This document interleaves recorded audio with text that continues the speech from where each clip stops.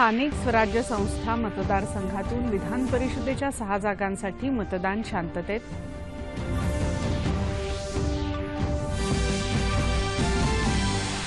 निवासी डॉक्टर आणि परिचारिकांना झालेल्या मारहाणीच्या निषेधार्थ मुंबईत जे रुग्णालयातल्या डॉक्टरांचा संप आज 3ऱ्या दिवशी सुरूच। तोडगा काढण्यासाठी सरकारचे प्रयत्न सुरू।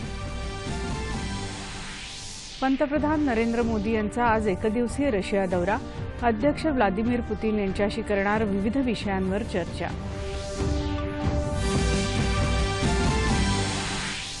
पाकिस्तानकडून पुन्हा शस्त्रसंधीचं उल्लंघन। सिंध प्रांतात पाकिस्तानच्या विरोधात नागरिक उतरले रस्त्यावर। जोरदार घोषणाबाजी। भारत रशिया चमूने विकसित केलेल्या ब्राह्मोस या सुपरसॉनिक क्षेपणास्त्राची आज ओदिशातल्या चांदीपूर इथं यशस्वी चाचणी।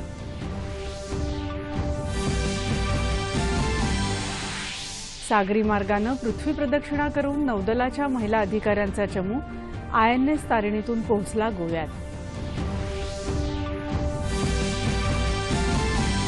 HD कुमारस्वामी बुधवारी कर्नाटकच्या मुख्यमंत्रीपदाची शपथ घेणार। 24 तासात बहुमत सिद्ध करण्याची घोषणा। आज दिल्लीत सोनिया गांधी आणि राहुल गांधी यांच्यासोबत चर्चा। माजी पंतप्रधान राजीव गांधी यांची आज 27वी पुण्यतिथी। देशभर विविध कार्यक्रमांचं आयोजन।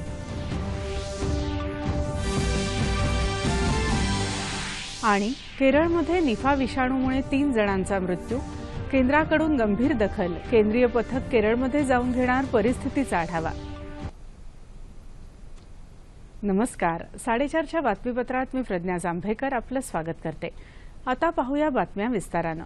स्थानिक स्वराज्य संस्था मतदारसंघातून विधान परिषदेवर निवडून जाणाऱ्या 6 जागांसाठीच्या निवडणुकीच्या मतदानाला आज सकाळी 8 वाजता सुरुवात झाली। सर्व ठिकाणी संथ गतीनं मतदान झालं। संध्याकाळी 4 वाजेपर्यंत मतदान झालं। मतदानाची अंतिम टक्केवारी अद्याप हाती आलेली नाही।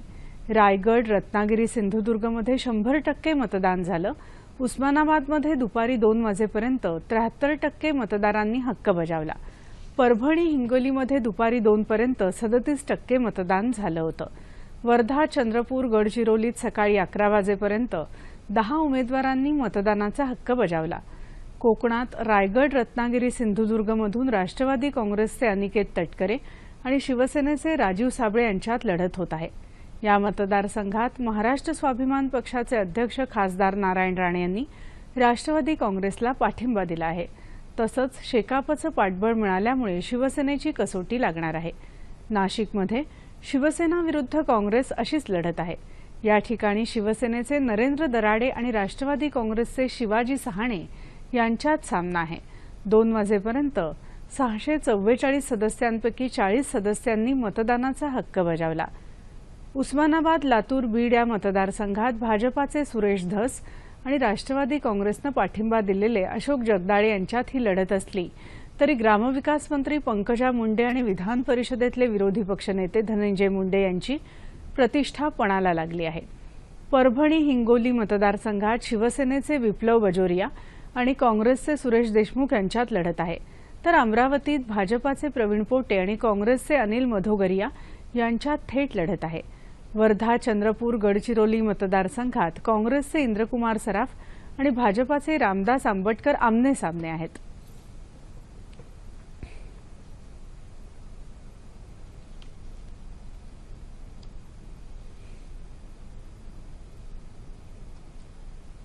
विदर्भातील शेतकऱ्यांची परिस्थिती सुधारण्यासाठी लवकरच विदर्भात इथेनॉल कारखाना सुरू करणार असून त्यामुळे बेरोजगारीवरही मात करता येईल असं केंद्रीय रस्ते वाहतूक आणि महामार्ग मंत्री नितीन गडकरी यांनी सांगितलं।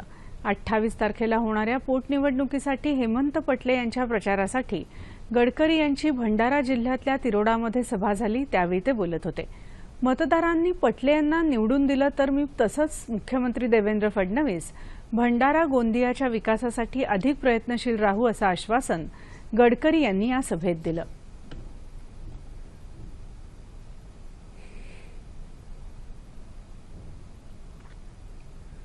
वैद्यकीय शिक्षण मंत्री गिरीश महाजन यांच्याशी सकारात्मक चर्चा झाल्यानंतरही आश्वासनाची ठोस आणि तातडीने अंमलबजावणी होत नाही तोपर्यंत मुंबईतल्या जेजेसह 4 रुग्णालयातल्या निवासी डॉक्टरांनी पुकारलेलं सामूहिक रजा आंदोलन सुरूच राहणार आहे. जेजेमधल्या आंदोलनकर्त्या डॉक्टरांनी दूरदर्शनला ही माहिती दिली. जेजे रुग्णालयात निवासी डॉक्टरांना झालेल्या मारहाणीच्या निषेधार्थ जेजेसह जीटी, कामा आणि सेंट जॉर्ज या रुग्णालयातले जवळपास 450 डॉक्टर सामूहिक रजेवर गेले आहेत. 2 दिवसांपूर्वी जेजे रुग्णालयात रुग्णाच्या नातेवाईकांनी 2 निवासी डॉक्टर आणि परिचारिकांना मारहाण केली होती. रुग्णालयाच्या सुरक्षेबाबत राज्य सरकारनं ठोस कृती कार्यक्रम जाहीर केल्याशिवाय संप मागे घेणार नाही अशी भूमिका या डॉक्टरांनी घेतली आहे. या डॉक्टरांच्या शिष्टमंडळानं आज गिरीश महाजन यांची भेट घेतली. या बैठकीत सकारात्मक चर्चा झाली. मात्र सुरक्षेबाबतच्या उपाययोजनांची अंमलबजावणी होत नाही तोपर्यंत हे आंदोलन न घेण्याचा निर्णय या डॉक्टरांनी घेतला आहे. आधी जॉईन झालेली मुलगी इथं रुग्णांच्या सेवेसाठी आलेली आहे आणि तिला जर अशी ट्रीटमेंट भेटत असेल तर आम्ही एवढ्या भयपूर्ण वातावरणात कसं काम करणार. आमची एकच मागणी, आम्हाला जी आमची सिक्युरिटी आहे की आम्हाला सिक्युअर करा. ज्या स्ट्रेसफुल वातावरणात आम्हाला काम करण्याची इच्छा आहे. 24 तास काम करत आहे. आम्हाला राहायला जागा नाही, आम्हाला पाणी नाही, लिफ्ट नाही. ह्या मागण्यांसाठी आम्ही कधीच अशा प्रकारे धरणे आंदोलन केलेलं नाही आहे. आमची एकच मागणी, ज्या वातावरणात आम्ही काम करत आहे तिथं पूर्ण सिक्युरिटी देण्यात यावी. सेंट्रल मार्ड संघटनेसह सायन रुग्णालयातल्या डॉक्टरांनीही या आंदोलनाला पाठिंबा दिला आहे. या बैठकीत तोडगा निघण्याची शक्यता आहे. डॉक्टरांना झालेल्या मारहाण प्रकरणी गुन्हा नोंदवण्यात आला असून 4 जणांना अटक करण्यात आली आहे. सोची इथं पंतप्रधान नरेंद्र मोदी आणि रशियाचे अध्यक्ष व्लादिमीर पुतीन यांच्यात द्विपक्षीय चर्चा सुरू आहे. भारत आणि रशिया यांच्यात घनिष्ठ संबंध आहेत असं पंतप्रधान यावेळी म्हणाले. यावेळी दोन्ही देशांचे उच्चस्तरीय सुरक्षा अधिकारीही उपस्थित आहेत. या भेटीत पंतप्रधान मोदी यांनी 4थ्यांदा राष्ट्राध्यक्ष झाल्याबद्दल पुतीन यांचं अभिनंदन केलं. उभय देशातले संबंध अधिक दृढ करण्यासंबंधी दोन्ही नेत्यांमध्ये यावेळी चर्चा झाली. पुतीन यांच्या समवेत आज होणाऱ्या चर्चेमुळे भारत रशिया धोरणात्मक भागीदारी अधिक बळकट होईल असा विश्वास पंतप्रधानांनी व्यक्त केला आहे.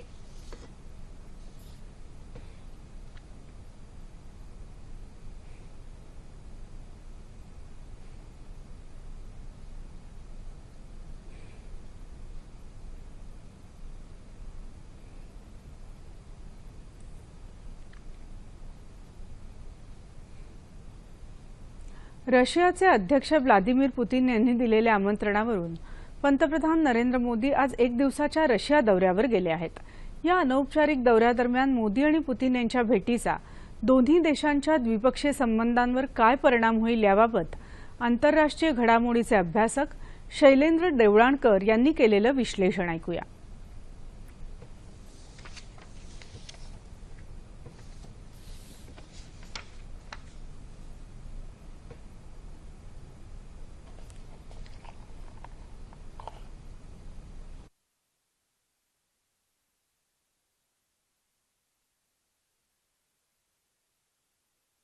पंतप्रधान नरेंद्र मोदी यांची 1 दिवसाची रशिया यात्रा ही जरी एक अनौपचारिक भेट या संदर्भामध्ये मोडत असली तरी या भेटीचे फार महत्वपूर्ण परिणाम हे भारत व रशिया यांच्यातले द्विपक्षीय संबंध वृद्धिंगत करण्यासाठी फार महत्वाचं मोलाचं योगदान या भेटीच्या माध्यमातून ठरणार आहे.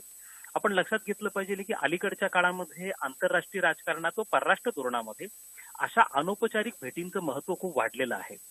विशेष म्हणजे एकाच महिन्यामधली ही दुसरी अनौपचारिक भेट आहे आणि काही दिवसांपूर्वीच पंतप्रधान नरेंद्र मोदी हे चीनच्या दौऱ्यावरती गेले होते आणि त्यावेळेला त्यांची शी जिनपिंग यांच्याबरोबर अशा स्वरूपाची अनौपचारिक भेट झाली होती. ही रशिया बरोबरची ही जी भेट आहे ही अनेक दृष्टिकोनातून अत्यंत महत्वाची आहे. प्रथम म्हणजे रशियाचे राष्ट्राध्यक्ष व्लादिमीर पुतीन यांची 4थ्यांदा रशियाचे राष्ट्राध्यक्ष म्हणून निवड झाली आहे. ही एक ऐतिहासिक अशा स्वरूपाची घटना. संबंध कसे असावेत या दृष्टिकोनातून या भेटीमध्ये विचार केला जाईल.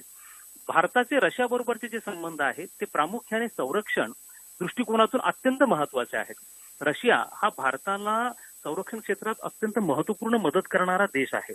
आपल्याला जो संपूर्ण डिफेन्स सप्लाय आहे त्यापैकी सध्या रशिया क्रमांक 2 चा देश आहे. त्याच्या माध्यमातून आपण संरक्षण साधन सामुग्री घेत असतो. त्याचप्रमाणे आपण असं बघतो की अणुऊर्जा हे क्षेत्र आहे की ज्यामध्ये भारत व रशिया यांच्यातले संबंध अलीकडच्या काळामध्ये वृद्धिंगत होत आहेत. आपले अनेक न्यूक्लिअर एनर्जी प्लांट जे आहेत त्याच्या संदर्भामधलं आवश्यक इंधन व टेक्नॉलॉजी हे रशियाकडून आपल्याला प्राप्त होत असतं. त्याचप्रमाणे सांस्कृतिक आहे, शैक्षणिक आहे, कृषी आहे, तंत्रज्ञान आहे, अशा विविध क्षेत्रामध्ये भारत व रशिया यांच्यातले संबंध हे महत्वपूर्ण आहेतच आहे. अलीकडच्या काळामध्ये ज्या वेळेला युरोप व अमेरिकेने रशियावरती आर्थिक निर्बंध लादलेले आहेत, त्यावेळेला भारतावरती देखील अशा स्वरूपाची अप्रत्यक्ष बंधनं आलेली आहेत की त्यांनी रशियाकडनं शस्त्रास्त्र विकत घेऊ नये. अशा स्वरूपाचा कायदा हा अमेरिकन काँग्रेसने मागच्या वर्षी पारित केला. त्याच्या अंतर्गत उत्तर कोरिया, इराण व रशियाकडनं कोणीही शस्त्रास्त्र विकत घेऊ नये असं संबोधण्यात आलेलं आहे. त्यामुळे भारतावरती एक प्रकारचा दबाव आहे. तथापि भारताला या भेटीच्या माध्यमातून हे रशियाला सांगायचं आहे की आम्ही कोणत्याही परकीय शक्तीच्या दबावाखाली येऊन रशियाबरोबरचे आमचे संबंध खराब करणार नाही. हा एक महत्वाचा मेसेज पंतप्रधान नरेंद्र मोदी त्या भेटीच्या माध्यमातून रशियाला देणार आहेत. त्यामुळे आपण असं बघतो की रशियाबरोबरचे आपले जे संबंध आहेत ते कायम आहेत. तसंच अलीकडच्या काळात डोकलामच्या प्रश्नावरनं भारत व चीन यांच्यामध्ये तणाव निर्माण झाला होता. त्यामुळे चीनवरती अप्रत्यक्षपणे दबाव टाकण्यासाठी देखील आपल्याला रशियाचा उपयोग हा होत असतो. अलीकडच्या काळामध्ये ज्या वेळेला भारतात हा अमेरिकेकडे जास्त ओढला जात आहे अशा प्रकारचं चित्र निर्माण झालेलं होतं. त्यामुळे रशिया, पाकिस्तान व चीन यांच्यामधली एक युती आकाराला येते की काय अशा स्वरूपाची शक्यता निर्माण झाली होती. त्यामुळे भारताला रशियाबरोबरचे संबंध पुन्हा एकदा वृद्धिंगत करणं हे अत्यंत गरजेचं आहे व त्या दृष्टिकोनातून ही भेट महत्वपूर्ण ठरणार आहे. जम्मू काश्मीरमध्ये आंतरराष्ट्रीय सीमेजवळ असलेल्या आर्निया आणि आरेसपुरा सेक्टर इथं पाकिस्ताननं केलेल्या गोळीबाराला भारतीय जवानांनी चोख प्रत्युत्तर दिलं. पाकिस्तानच्या गोळीबारात 6 भारतीय नागरिक जखमी झाले. आज सकाळी 7 वाजता पाकिस्ताननं मोठ्या प्रमाणात उखळी तोफांचा मारा करायला सुरुवात केली. प्रत्युत्तरादाखल सीमा सुरक्षा दलाच्या जवानांनी गोळीबार केला. दुपारी 12 वाजेपर्यंत दोन्ही बाजूंनी गोळीबार सुरू होता. 10 लष्करी तळ, रहिवासी वस्त्यांना पाकिस्ताननं लक्ष्य केलं होतं. पाकिस्ताननं केलेल्या गोळीबारामुळे अनेक इमारतींना नुकसान पोहोचलं आहे. या परिसरातील शाळा पुढील आदेश मिळेपर्यंत बंद ठेवण्यात आल्या आहेत. काल रात्रीही पाकिस्ताननं आर्निया आणि रामगढ सेक्टरमध्ये भारतीय सुरक्षा चौक्यांना लक्ष्य करून शस्त्रसंधीचं उल्लंघन केलं होतं. घुसखोरांना भारतीय हद्दीत प्रवेश करता यावा यासाठी पाकिस्ताननं आंतरराष्ट्रीय सीमेजवळ गोळीबार केल्याची शक्यता वर्तवण्यात येत आहे. दरम्यान पाकिस्तानमधल्या सिंध प्रांतात सरकार, पोलीस प्रशासन आणि लष्कराविरुद्ध मोठ्या संख्येनं एकत्र येऊन स्थानिक लोकांनी विरोध नोंदवला. लष्करानं ताब्यात घेतलेले तरुण बेपत्ता झाल्यानं लोकांनी हे आंदोलन केलं आहे. यावेळी नागरिकांनी सरकारविरोधी घोषणाबाजीही केली. सीआरपीएफ अर्थात केंद्रीय राखीव पोलीस दलाची एकमेव नक्षलविरोधी तुकडी आज औपचारिकपणे रायपूर इथं सीआरपीएफमध्ये दाखल झाली. या तुकडीनं आज प्रशिक्षण पूर्ण केलं. केंद्रीय गृहमंत्री राजनाथ सिंग यांनी या तुकडीच्या संचलनात सलामी स्वीकारली. छत्तीसगडचे मुख्यमंत्री रमण सिंग यावेळी उपस्थित होते. नागा तुकडीच्या धर्तीवर असलेल्या बस्तारिया नावाच्या या तुकडीत छत्तीसगडमधल्या 534 आदिवासी युवकांचा समावेश आहे. दक्षिण छत्तीसगडमधल्या बस्तर प्रांतातले हे युवक असल्यामुळे या तुकडीचं नाव बस्तारिया असं ठेवण्यात आलं आहे. आंध्र प्रदेश, ओदिशा आणि तेलंगणाच्या सीमेवर बस्तर हा भाग येतो. त्यात 189 महिला हवालदारांचा समावेश आहे. बस्तारिया तुकडीतल्या या तरुण जवानांना आता तातडीनं सुकमा, दंतेवाडा आणि बिजापूर या नक्षलग्रस्त भागात तैनात केलं जाईल. ब्राह्मोस या सुपरसॉनिक क्षेपणास्त्राची आज ओदिशातल्या चांदीपूर बालासोर इथं यशस्वी चाचणी झाली. भारत, रशिया यांच्या चमूनं संयुक्तरित्या हे क्षेपणास्त्र विकसित केलं आहे. सकाळी 10:40 ही चाचणी झाल्याचं संरक्षण मंत्रालयाच्या सूत्रांनी सांगितलं. या यशस्वी चाचणीबद्दल संरक्षण मंत्री निर्मला सीतारामन यांनी डीआरडीओच्या चमूचं अभिनंदन केलं आहे. जमीन, हवा, समुद्र आणि पाण्याच्या आतही मारा करण्यास सक्षम असलेली काही ब्राह्मोस क्षेपणास्त्र याआधीच भारतीय लष्करात समाविष्ट झाली आहेत. या श्रेणीतली भूमी आणि नौदलातली क्षेपणास्त्र सध्या सेवेत आहेत. हवेत मारा करण्यास सक्षम अशी क्षेपणास्त्र सुकोई 30 या लढाऊ विमानांसाठी लवकरच विकसित केली जातील अशी माहिती डीआरडीओच्या अधिकाऱ्यांनी दिली. तसंच पाणबुडीवरून मारा करण्यास सक्षम अशी ब्राह्मोस क्षेपणास्त्र विकसित करण्याचं कामही प्रगतीपथावर आहे. आज चाचणी झालेलं ब्राह्मोस क्षेपणास्त्र पूर्णतः भारतात विकसित झालेलं पहिलंच क्षेपणास्त्र आहे. रशिया, चीन आणि अमेरिकेनंतर आता भारतातील लष्करात आर्टिफिशियल इंटेलिजन्स तंत्रज्ञान वापरण्यात येणार आहे. सशस्त्र दलांची क्षमता वाढवण्यासाठी हा निर्णय घेण्यात आला आहे. टाटा सन्सचे अध्यक्ष एन चंद्रशेखर यांच्या अध्यक्षतेखाली अभ्यास गट या योजनेसाठी काम करणार आहे। या योजनेच्या आराखड्याला हा अभ्यास गट अंतिम स्वरूप देणार आहे असं संरक्षण मंत्रालयाकडून सांगण्यात आलं। आर्टिफिशियल इंटेलिजन्स तंत्रज्ञान आगामी काळात सर्व क्षेत्रात प्रभाव पाडणार आहे। जनजीवनासह युद्धाचं तंत्रज्ञान आणि पद्धतींवर याचा परिणाम होणार आहे। काळाची ही गरज ओळखून भारतानंही या दिशेनं पाऊल टाकल्याचं संरक्षण उत्पादन सचिव अजय कुमार यांनी सांगितलं।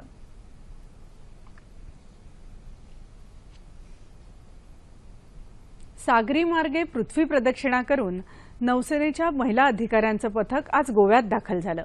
यशस्वी पृथ्वी प्रदक्षिणा करणाऱ्या या महिला पथकाचं संरक्षण मंत्री निर्मला सीतारामन यांनी गोव्यात स्वागत केलं। INS तारिणी या शिडाच्या होडीनं 6 महिला अधिकाऱ्यांच्या पथकानं जगाची सागरी सफर करण्याची ऐतिहासिक कामगिरी केली आहे। संरक्षण मंत्री निर्मला सीतारामन यांनी 10 सप्टेंबरला या होडीला हिरवा झेंडा दाखवून गोव्यातून रवाना केलं होतं। या अभियानाला नाविका सागर परिक्रमा असं नाव देण्यात आलं आहे। या पथकानं 41 दिवस प्रशांत महासागरात प्रतिकूल वातावरणाचा सामना करत प्रवास केला आहे।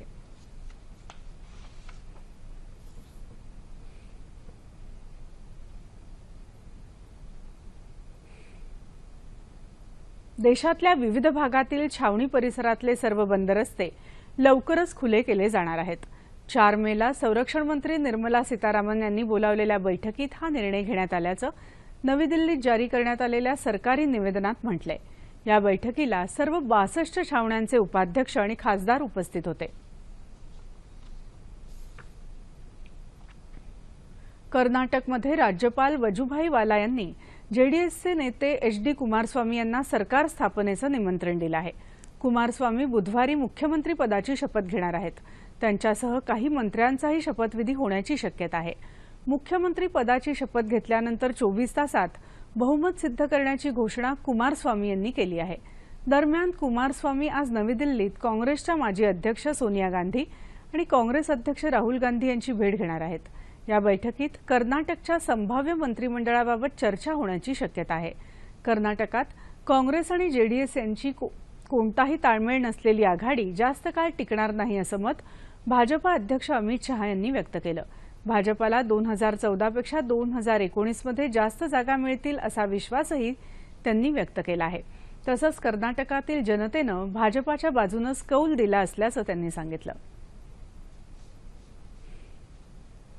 सीबीआयचे विशेष न्यायाधीश दिवंगत BH लोया यांच्या मृत्यू प्रकरणाची स्वतंत्र यंत्रणेमार्फत चौकशी करावी या मागणीचा पुनर्विचार याचिका सर्वोच्च न्यायालयात दाखल करण्यात आली आहे। बॉम्बे लॉयर्स असोसिएशननं ही याचिका दाखल केली असून न्यायालयानं 19 एप्रिलला या प्रकरणी दिलेल्या निर्णयाचा फेरविचार करावा अशी मागणी याचिकाकर्त्यानं केली आहे। याआधी न्यायालयानं लोया यांच्या मृत्यूमागे काही संशयास्पद नसल्याचा निर्वाळा दिला होता।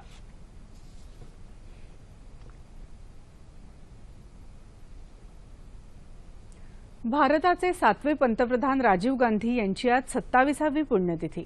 हा दिवस दहशतवाद आणि हिंसाचार विरोधी दिवस म्हणून साजरा केला जातो। इंडियन एअरलाइन्समध्ये वैमानिक असलेल्या राजीव गांधींनी राजकारणापासून दूर राहणं पसंत केलं होतं।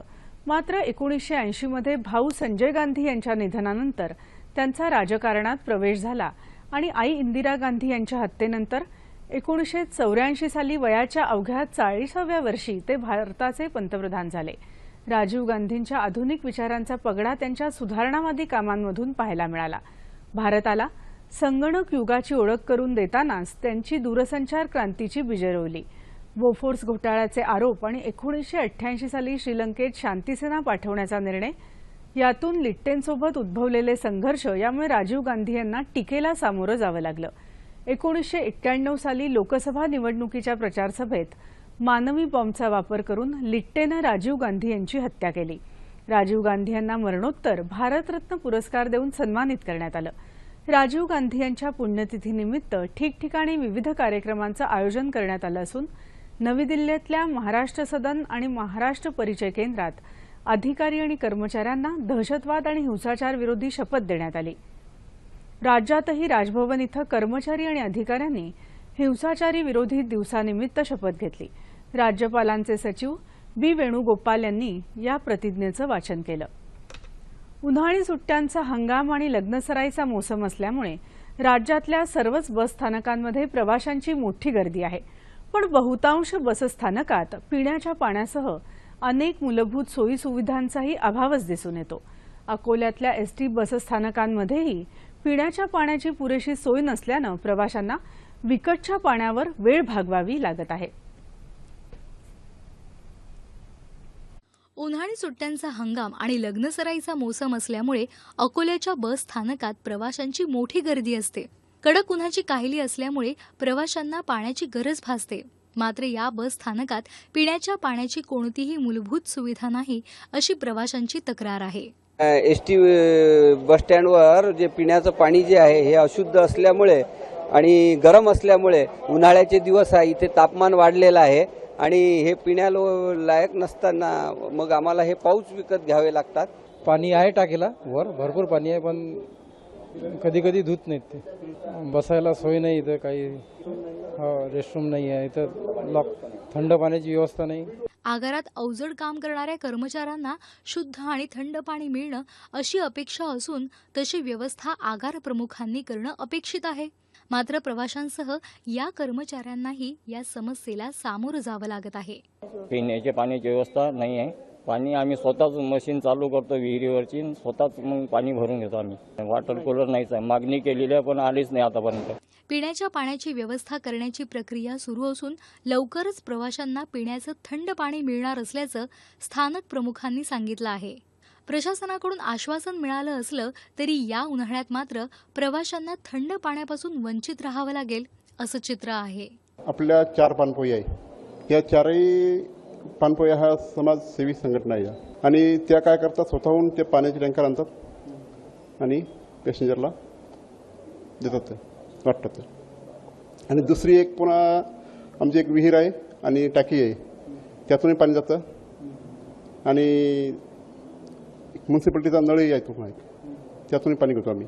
आता हे ड्रायव्हर कंडक्टर हे जे स्टँडलाच असतात त्यांना हेच आपलं स्टँडला असल्यामुळं विहिरीचं पाणी, पाणपोईचं पाणी हेच वापरतात. मेकॅनिक लोकांना तीच व्यवस्था केली इथे आतमध्ये, म्हणजे वर्कशॉपमध्ये. आपले जे आमदार आहेत, म्हणजे माननीय आमदार सावरकर साहेब यांनी जी मागणी केलेली आहे वरिष्ठ कार्यालयाला, त्यात म्हणजे वॉटर कूलरची, ती आम्ही पूर्तता करून लवकरात लवकर व्यवस्था करू शकतो. सध्या अकोल्याचं तापमान 45 अंशांवर पोहोचलं असून या परिस्थितीत प्रवाशांना पाण्यासाठी पैसे मोजावे लागत आहे. कडक उन्हानं राज्य तापलं असताना राज्याच्या एसटी आगारात पिण्याचं पाणी मिळणं गरजेचं असून ती व्यवस्था लवकर व्हावी अशी अपेक्षा आहे. नाशिक शहरात गोदावरी नदीच्या काठावर आसाराम बापूंचा अवैध आश्रम हटवण्यात आला. पालिका आयुक्त तुकाराम मुंढे यांच्या आदेशानुसार अतिक्रमण विरोधी पथकानं ही कारवाई केली. या कारवाईला विरोध करण्यासाठी आसाराम बापूचे अनेक भक्त सकाळी आश्रमात जमा झाले होते. त्यामुळे या ठिकाणी मोठा पोलीस बंदोबस्त तैनात करण्यात आला होता. पोलिसांनी मध्यस्थी केल्यानंतर तणाव निवळला. पालिकेच्या अधिकाऱ्यांनी अनधिकृत बांधकामं पाडण्याच्या कारवाईअंतर्गत नाशिक शहरातली 163 मंगल कार्यालयं आणि लॉन्स हटवण्याची कारवाई पुढचे 5 दिवस होणार आहे. नाशिक शहरातली आतापर्यंतची ही सर्वात मोठी अतिक्रमण विरोधी कारवाई आहे. लातूर जिल्ह्यात फळबाग फुलशेतीचं आतापर्यंत अनेक यशस्वी प्रयोग झाले. पारंपरिक पिकाला फाटा देत प्रथमच मुसाभाई शेख यांनी विड्याच्या पानांची शेती फुलवली. या पानांना स्थानिक बाजारातही चांगला भाव मिळत आहे. प्रायोगिक तत्वावर सेंद्रिय पद्धतीनं घेतलेलं हे उत्पादन सर्वांसाठीच प्रेरणादायी ठरत आहे. लातूर जिल्ह्यातलं हे औसा गाव. पाऊसमान कमी असल्यानं पिकासाठी बेभरवशाचा तालुका. तरीही मुसाभाई शेख या शेतकऱ्यानं शेतीत नवे प्रयोग करून यश मिळवलं. मुसाभाई यांचा मूळ पान विक्रीचा व्यवसाय. त्यांची 6 एकर शेतीही आहे. पण पारंपरिक पीक घेऊन म्हणावं तसं आर्थिक उत्पन्न मात्र मिळत नव्हतं. म्हणून स्वतःच्या व्यवसायाकरता लागणाऱ्या विड्याच्या पानांचं उत्पन्न घेण्याचं त्यांनी ठरवलं. विशेष म्हणजे पानमळा उभारणारे जिल्ह्यातले ते एकमेव उत्पादक ठरले आहेत. यातून महिन्याकाठी त्यांना 25 ते 50 हजार रुपयांचं उत्पन्नही मिळतं. तसंच आंतरपीक म्हणून शेवगा लावल्यानं त्यातूनही लाभ होत आहे. पहिले आम्ही दुसरी शेती करत होतो, पुन्हा ह्याच्यामध्ये पानमळ्यामध्ये आलो आम्ही. ह्याच्यामध्ये भरपूर इन्कम आहे. शेवगा आहे ह्याच्यामध्ये. और हिला 3 महिना लावल्यानंतर 3 महिन्यानंतर ही माल थोडं चालू होत आहे. थोडं चांगलं चालू झालं तर पुन्हा भरपूर उत्पन्न ह्याच्यामध्ये. रोज कमीत कमी 4-5 हजार रुपये इन्कम आहे ह्याच्यामध्ये. अरवीला काय जास्त मेंटेनन्स नाही, फवारणी नाही, काय नाही, फक्त पाणी खात एवढीच आहे. बांधणी करावं लागते ह्याची, बांधणी करून हिला लेकरासारखं एकदम सांभाळावं लागतंय. शेतकऱ्याला तकरीबन महिन्याला नाही म्हणजे 10, 15, 20, 25 मेहनत कष्ट कसं करेल त्या हिशोबानं महिन्याला कमीत कमी 50,000च्या पुढे इन्कम आहे ह्याच्यामध्ये. सध्याच्याला एक पीक एका वेळेस लावलं तर कमीत कमी 12 वर्षी एका ठिकाणी चालतं. फक्त त्याला एक महिने वर्षातून 4 वेळेस खुरपणी केलं पाहिजे, वर्षातून 2 वेळेस खत घातला पाहिजे आणि महिन्याला दररोज बांधण केलं पाहिजे, ते येलं बांधले पाहिजे. आणि त्याच्यानंतर पानं खुडायला 3 हप्त्याला 3 वाराला पानं खुडायला एक तरवा येतो. कमीत कमी एका तरव्याला 2 ते 3 दाग पाणी निघू शकतं. तरी एका महिन्यामध्ये कमीत कमी आपल्याला 20 ते 25 हजाराचे उत्पन्न कशाही पद्धतीचे मिळते.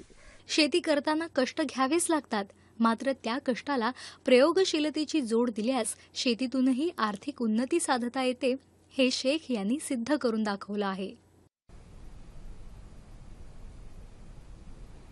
केरळमधल्या कोझिकोडे जिल्ह्यातील चांगरोद गावात निफा विषाणूमुळे मृत्यू झालेल्यांचा आकडा 10वर पोहोचला आहे. केंद्रीय आरोग्यमंत्री जे.पी. नड्डा यांनी राष्ट्रीय रोग नियंत्रण केंद्राच्या संचालकाच्या नेतृत्वाखाली पथकाला केरळमध्ये जाऊन या रोगाच्या संदर्भातील परिस्थितीचा आढावा घेण्याचे निर्देश दिले आहेत. केंद्रीय पथक सध्या या भागाला भेट देत असून विविध भागांची पाहणी तसंच आरोग्य विभागाशी चर्चा करत आहे. निफा विषाणूच्या संक्रमणामुळे पीडित व्यक्तीला श्वास घेण्यास त्रास होतो, तसंच जीवघेण्या एन्सिफलायटिस होण्याचीही शक्यता आहे. पुण्याच्या राष्ट्रीय विषाणू संशोधन केंद्रानं हे मृत्यू निफा विषाणूमुळे झाल्याची खातरजमा केली आहे. निफा विषाणूमुळे फुफ्फुस संसर्ग, श्वसनमार्गाचा संसर्ग आणि मेंदूदाह होतो.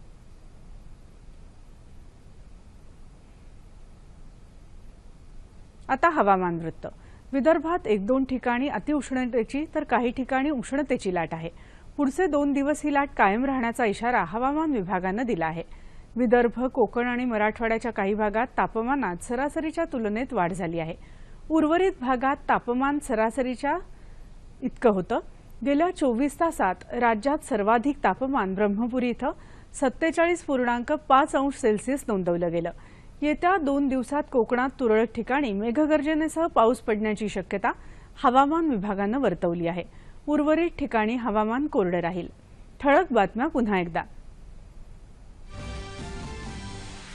स्थानिक स्वराज्य संस्था मतदारसंघातून विधान परिषदेच्या 6 जागांसाठी मतदान शांततेत.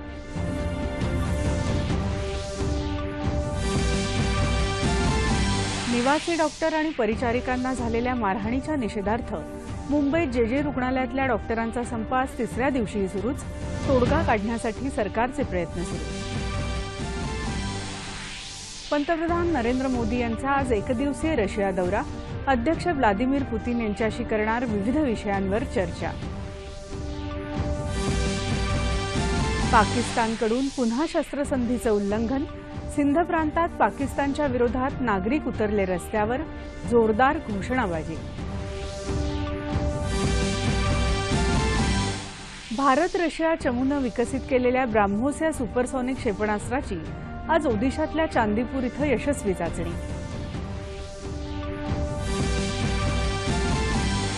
सागरी मार्गानं पृथ्वी प्रदक्षिणा करून नौदलाच्या महिला अधिकाऱ्यांचा चमू. INS तारिणीतून पोहोचला गोव्यात.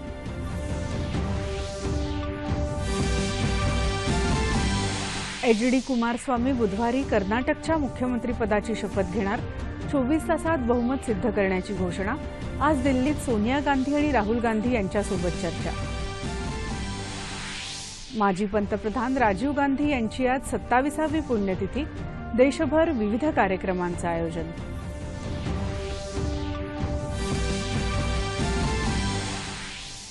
आणि केरळमध्ये निफा विषाणूमुळे 3 जणांचा मृत्यू. केंद्राकडून गंभीर दखल. केंद्रीय पथक केरळमध्ये जाऊन घेणार परिस्थितीचा आढावा. याबरोबरच हे बातमीपत्र संपलं. पुन्हा भेटूया संध्याकाळी 7 वाजता आपल्या सह्याद्री वाहिनीवर. नमस्कार.